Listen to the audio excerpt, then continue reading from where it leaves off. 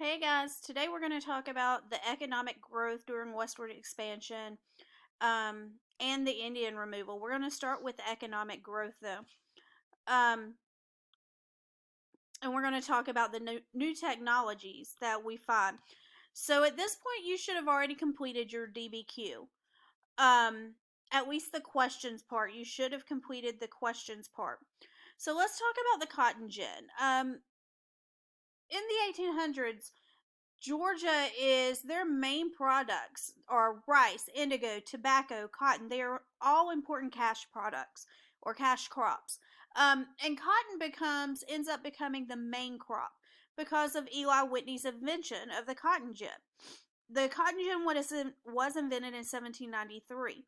It has a system of rollers, a system of teeth, and brushes that separate the seeds from the cotton much faster than by hand. So you can see here, this is the cotton gin right here. The brushes, the rollers take the seeds out and it dumps the cotton over here. So because of this invention right here, it increases the rate that cotton can be produced and sold. The cotton gin increases the demand of slavery now because now plantation owners needed slaves to harvest all of the cotton a lot quicker. So soon, Georgia becomes one of the top cotton producers in the world. So naturally, because of the cotton gin, the slaves increase in the South. In the 1800s, you're going to see textile mills start popping up as well. The machines in the mills make cotton into cloth. They make it into cloth very inexpensively, and the demand for cotton goes up. Okay, so this leads to a very important need. It leads for a need for a way for the cotton to be transported more efficiently to Savannah.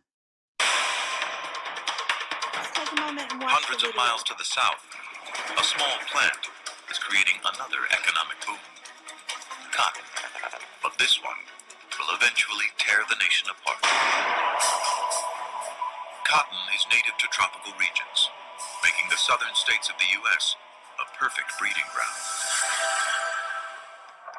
The valued part is the soft fiber which grows tightly around the shrub's sticky seeds. There are 30 species worldwide. Growing it's no problem. But processing the fiber before it can be spun into cloth is labor-intensive, especially separating the seeds. For years, it could only be done by hand. 1 pound took an entire day. A simple patent filed on March 4th, 1794, changes all that. The cotton gin. It automates the process and deeply divides the country. The cotton gin transformed not only America, but the world. The concept of mass production using a machine just exploded everywhere. One man can now process 50 times more cotton. Output skyrockets all over the South. In 1830, America is producing half the world's cotton. By 1850, it's nearly 3/4.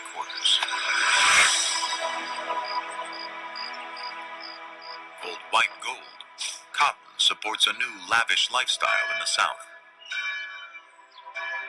By 1850, there are more millionaires per capita in Natchez, Mississippi than anywhere else on Earth.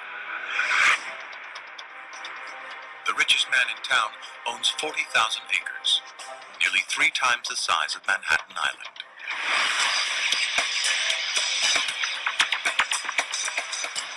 The South is thriving on the backs of humans owning other humans. It's called slavery. The North is implicated in the South's success.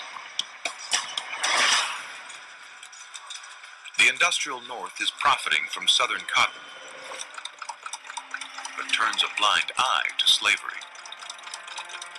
Many of them slave owners themselves, the founding fathers assumed slavery would soon disappear.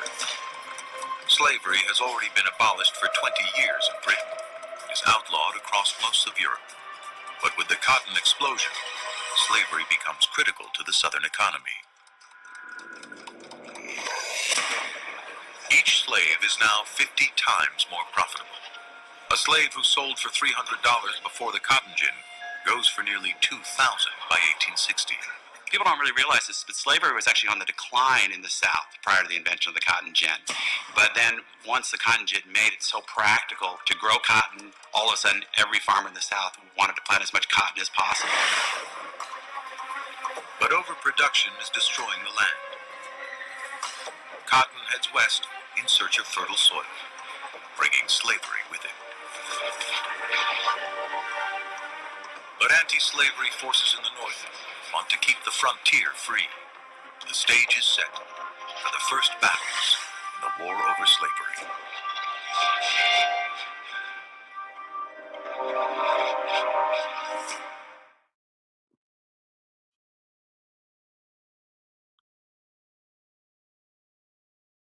All right, so the city of Savannah is ranked as the first, or ranked first as a cotton seaport on the Atlantic. It's second in the world. So there's more cotton going in and out of Savannah than anywhere else in the United States. So this, again, brings us around to the need of railroads. The General Assembly charted 3 rail lines in 1833. The Georgia Railroad Company, the Central of Georgia Railroad Company, and the Monroe Railroad Company. By 1860, there are more than 1,200 miles of railroads in the state of Georgia. Thousands of bales of hay, thousands of bales of cotton, you can see here just waiting to be transported on the railroad. The Western and Atlantic rail lines went from Chattanooga, ended in a town called Terminus that you know now as Atlanta. 2 other railroads eventually converge there and gives rise to the bustling town that served as a major connector between the main lines. Terminus was changed to Marthasville in 1843 and then to Atlanta in 1845. Within 15 years, Atlanta is the center of railroad trade in the South.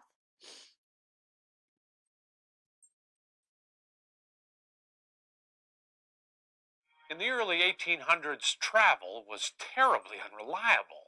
You could walk or ride a horse. If you lived near a river, you could take a boat. But what if it rained and the road was deep in mud? And what if it didn't rain and the river was too shallow for your boat?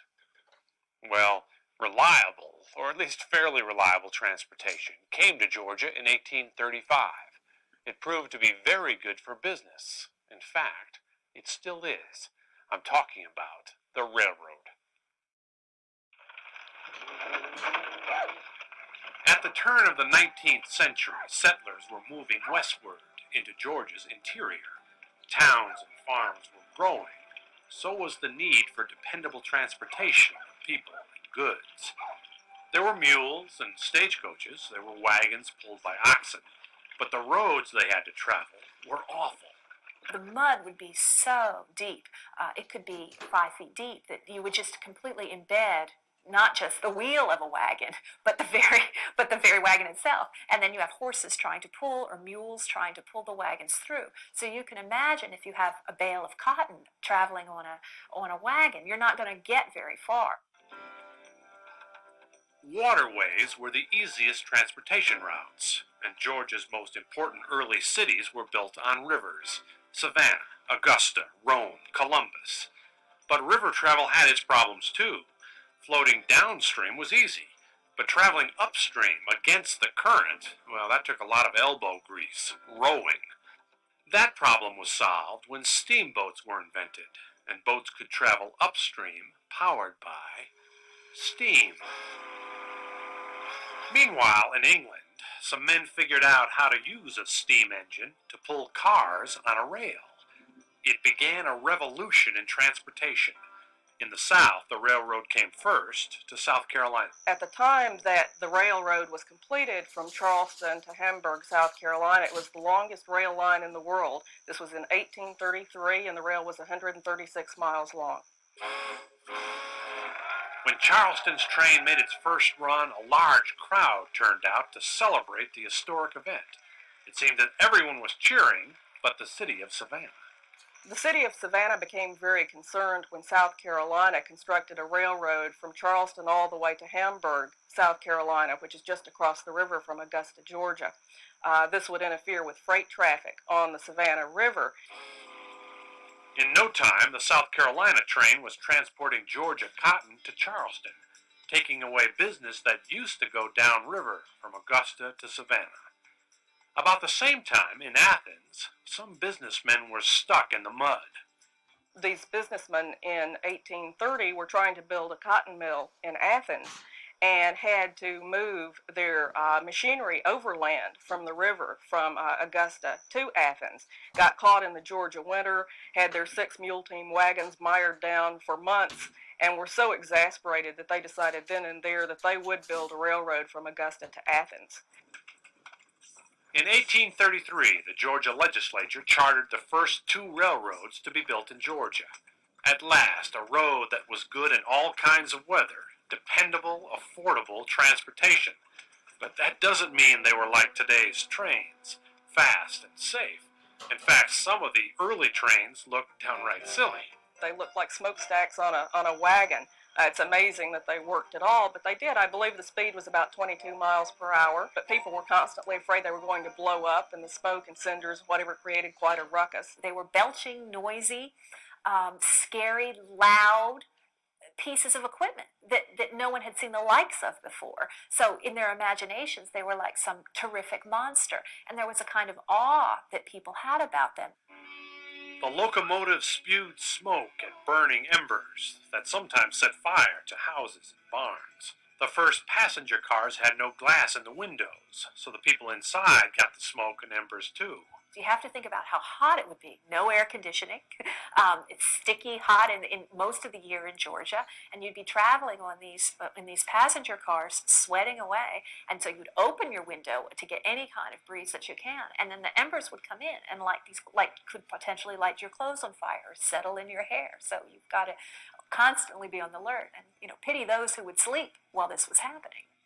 Over time, the train, with all its imperfections, was accepted as fast, efficient transportation. Towns grew up along the railroad. Some of them, Camac and Thompson, were named for men who helped build the first Georgia Railroad. But Georgia's most famous railroad town is Atlanta. Well, the city of Atlanta would not have existed at all without the railroads. It was simply started as a marked spot on a survey map simply labeled as Terminus. The new town was called Terminus because it was the end of a rail line from Tennessee. Terminus was renamed Marthasville and finally called Atlanta. By 1860, the new city was the major railroad center in the South. That made Atlanta busy and prosperous, and it marked a change in Georgia's history. Atlanta was the first important city in Georgia that wasn't on a river. So it's the first really landlocked city that takes root in Georgia's history at this time. And it's ironic in some ways that it's now the most important city, the hub of the state. Many people at the time did not think that would happen. They thought it was impossible, that unless you had a good river that was navigable, you couldn't have a prosperous city. And Atlanta proved everyone absolutely wrong.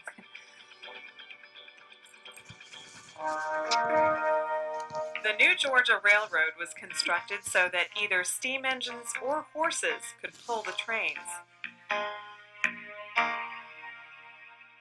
About Georgia's economic history, there are more stories to tell, so we'll be back. This is Georgia Stories 2. I'm Colin Sedor. Thanks.